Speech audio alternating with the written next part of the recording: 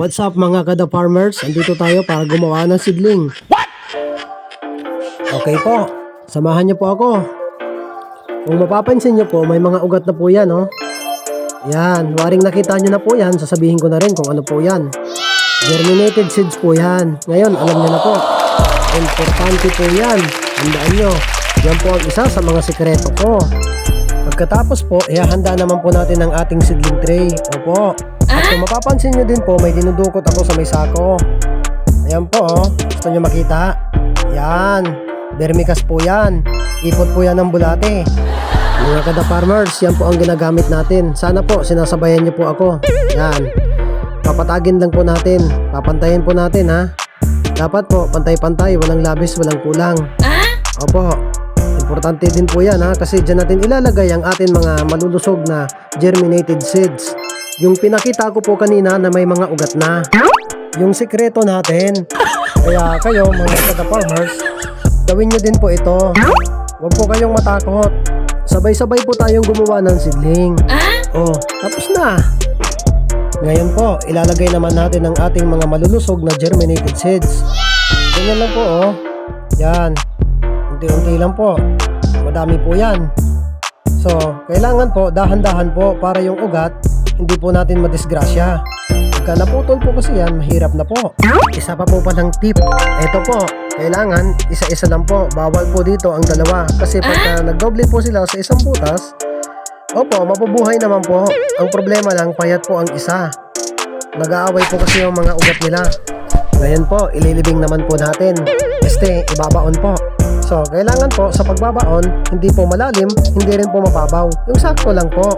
Hindi ko po maiwasan na gumamit ng ipinagbabawal na teknik. Kapiraso lang po ng stick ng walis tingting ng aming kapitbahay. Mga kada-farmers, gumawa na din po kayo ng seedling. Sundan nyo lang po ako. Sundan nyo lang po ang mga kabalbalan na mga pinagagawa ko po. Kaya sa mga nanonood na ito, subukan nyo rin po ang ganitong proseso para mapatunayan po natin. O diba? O pagkatapos naman po, ayusin natin ng konti para medyo may dating naman po. Yan, ganyan, hagod-hagodin lang. At wag na wag po natin kakalimutang basain ng tubig. Ganyan po, parang umuulan lang. Gumamit po tayo dyan ng ordinary sprayer.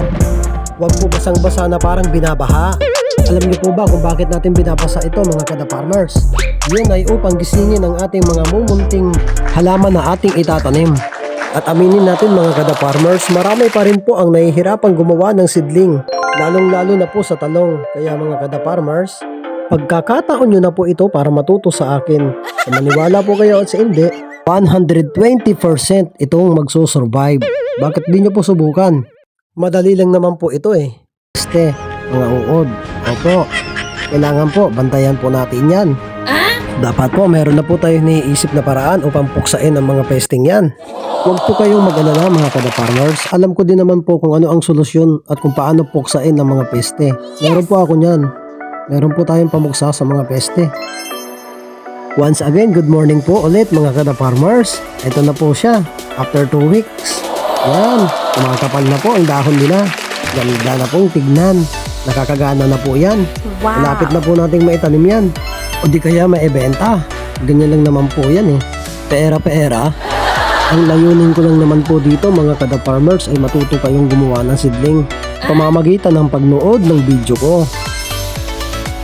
Good morning mga kada-farmers. Finally, eto na po, ready to transplant sa wakas. Bago po magtapos ang ating video, nagpapasalamat po ako sa lahat ng nanonood at saka nag-support, nag-subscribe, nag-like. Sana po huwag kayong magsawa sa pangit kong boses.